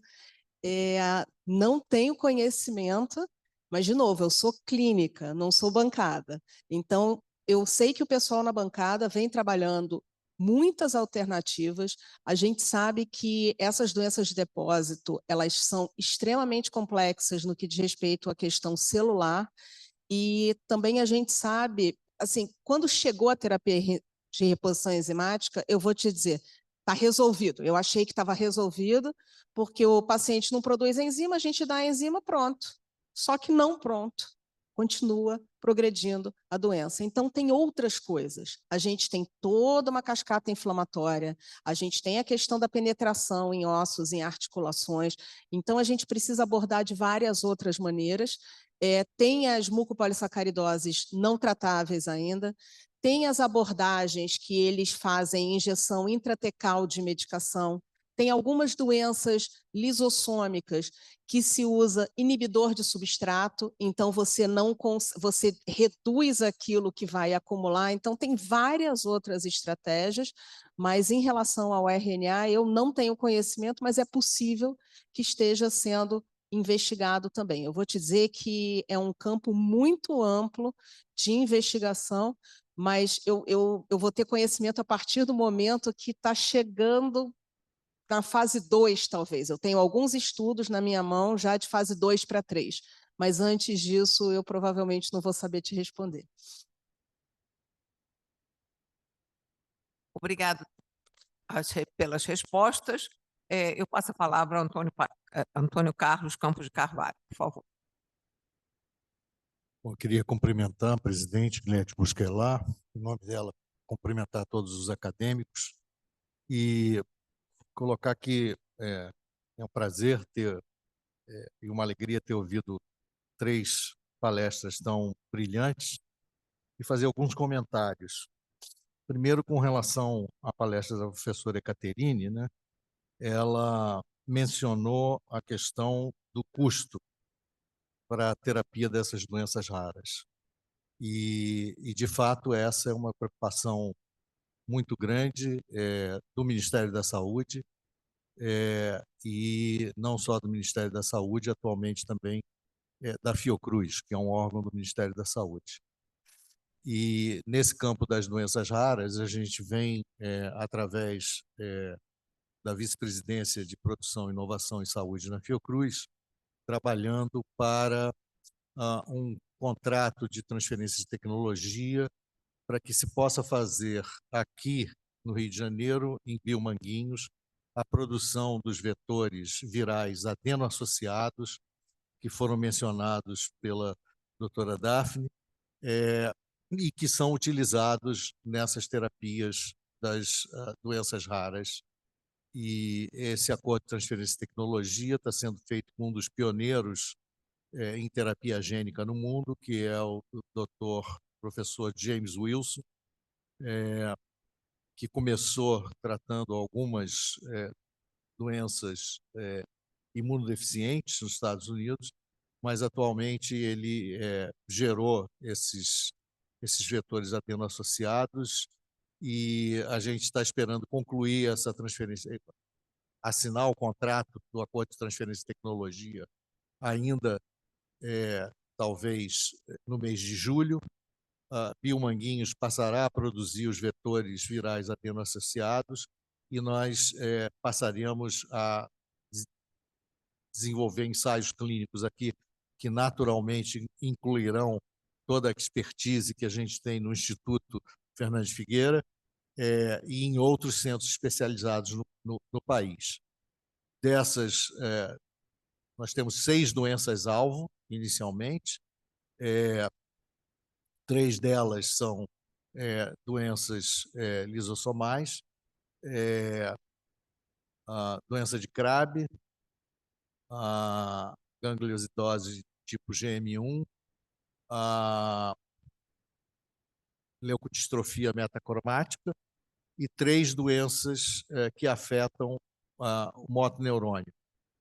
Uma delas é a atrofia muscular espinhal tipo 1, para a qual existe já uma terapia sendo comercializada no país, que é o Zolgensma, mas a um preço inicialmente cobrado 2,1 milhões de dólares, e após um acordo com o Ministério da Saúde, esse preço foi reduzido, mas hoje em dia ainda se paga para uma única terapia para AMI tipo 1, 7,2 milhões de reais, né? E além da AMI tipo 1, terapias também para AMI tipo 2 e 3 e para atrofia medular bulbar. Então, esses processos estão em desenvolvimento e, naturalmente, que a incorporação dessas tecnologias e a produção desses vetores localmente, né, através de biomanguinhos, a gente estima que a gente possa ter uma redução muito significativa de preço, de pelo menos 5 vezes aos preços praticados no mercado internacional. E aí eu teria 2 questões, uma para Dr. Zilton, com relação ao Artemis, se eu entendi corretamente, é a isoforma A que é deficiente. Então, a pergunta é se não há nenhum tipo de compensação para as isoformas B e C, e se, além, né, dos marcadores genéticos, se eu vi a fotografia do professor Gilberto na equipe, se vocês estão também tentando marcadores proteicos. E para a doutora Daphne, como eu estou aqui para aprender, se eu entendi corretamente também, há algumas formas de EPS que não afetariam o sistema nervoso, e, nesse caso, existe algum marcador ou alguma maneira de prever, né, se vai ou não afetar o sistema nervoso nesses pacientes, né? Até porque essas terapias, como a senhora mencionou, o professor Giuliani já tratou alguns pacientes aqui no Brasil, né, com esse protocolo de MPS-2, e aí é específico, né, para as que comprometem o sistema nervoso. E, se eu não me engano, a terapia também é feita com injeção na cisterna magna. Então, eram essas as perguntas.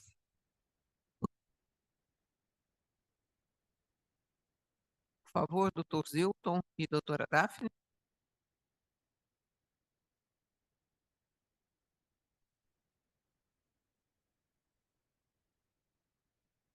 Obrigado pela pergunta, professor Antônio Carlos.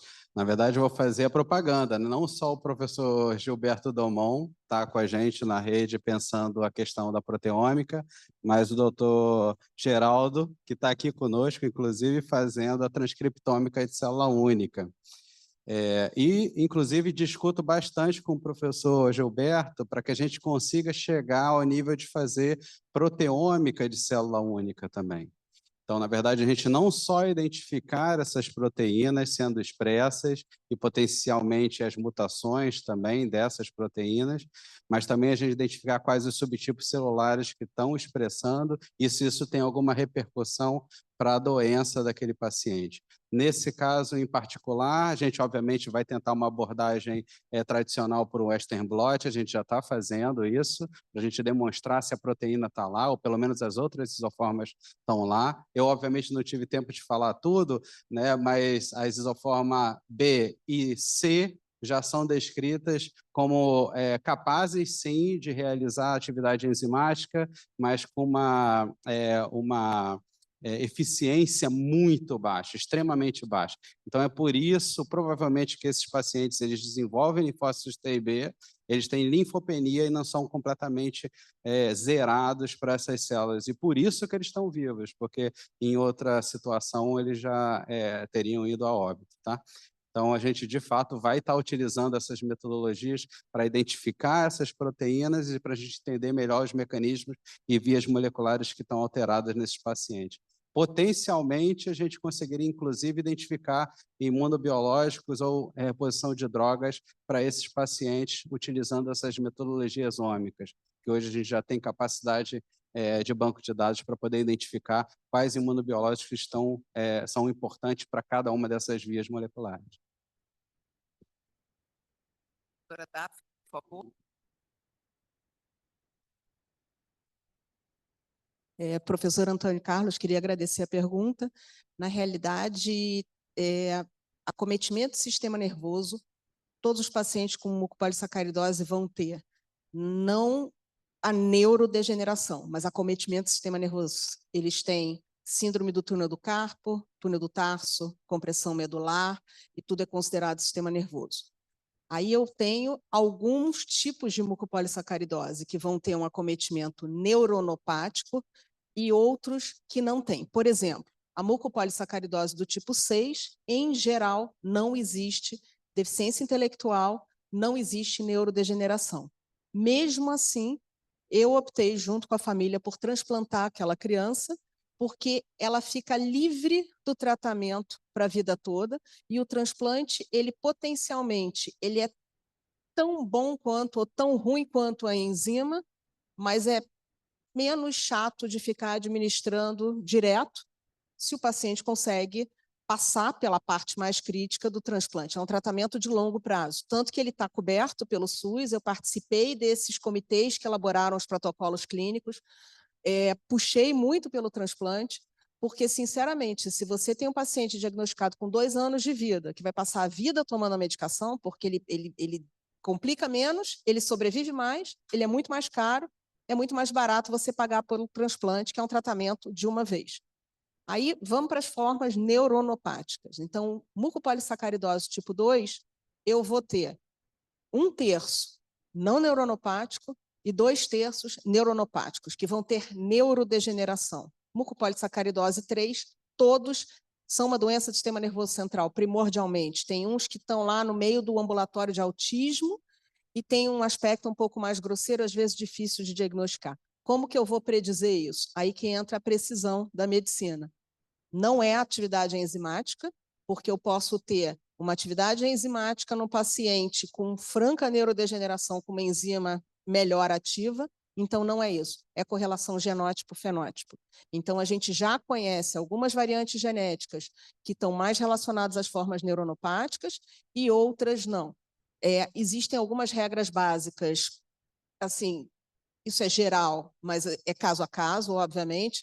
Então, se eu tenho uma mutação que ela é nonsense, que para de produzir a proteína, se eu tenho uma frame shift que muda completamente o código de leitura, potencialmente ela é muito mais deletéria do que uma missense que faz uma troca de um único aminoácido. Mas, de novo, caso a caso. Então, quando a gente tem esta predição, fica mais fácil. Mas, por outro lado, quer dizer, quanto mais seguro a gente tiver, seja um transplante, seja uma terapia gênica, seja um tratamento que poderia ter longa duração, melhor. No Japão, por exemplo, eles transplantam praticamente todo mundo. Aí os neuronopáticos ainda têm algum acometimento neurológico. O que eles estão fazendo? Eles estão fazendo uma injeção intracérebro ventricular, eles têm um dispositivo aqui na cabeça, em bolos, uma vez por mês, leva 10 minutos, e esses pacientes estão com a parte neurológica completamente preservada. Então, é uma terapia, quer dizer, são várias alternativas e que não impede que a gente use combinações de acordo com a possibilidade, com as necessidades e da melhor maneira para cada um dos pacientes. Eu quero agradecer as brilhantes apresentações, aos nossos comentaristas e a bancada acadêmica e convido a todos para o chá acadêmico. Estaremos de volta às 6 horas em ponto. Obrigada.